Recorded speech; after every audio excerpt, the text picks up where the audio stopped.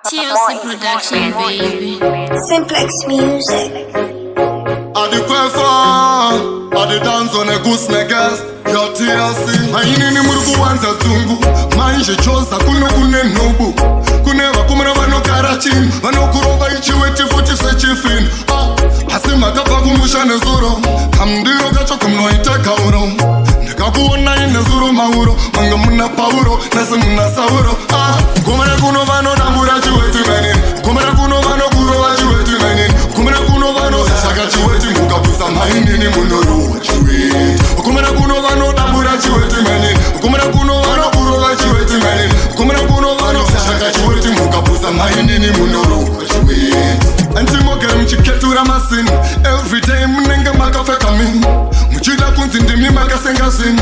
Manje kuno kano kutemura ichin.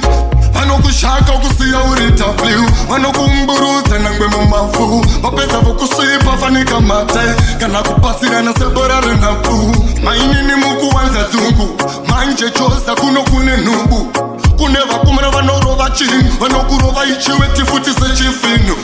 Kumana kuno vano namura chiweti menin. Kumana kuno vano kurova chiweti menin. Kumana kuno vano shaka chiweti mukapusa maini ni munoro chiweti. Kumana kuno vano namura chiweti menin. Kumana kuno vano kurova chiweti menin. Kumana kuno vano shaka chiweti mukapusa maini ni munoro chiweti.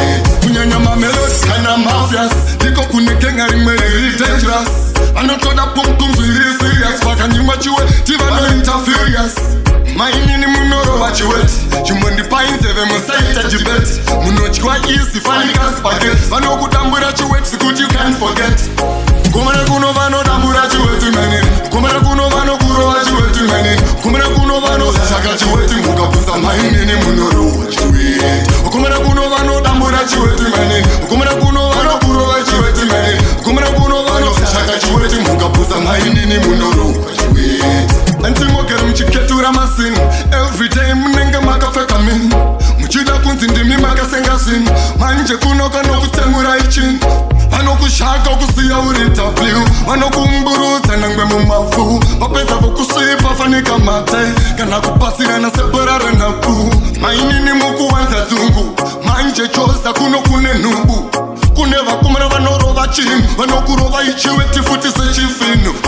Kumana kuno vano nambura chiweti menin. Kumana kuno vano kurova chiweti menin.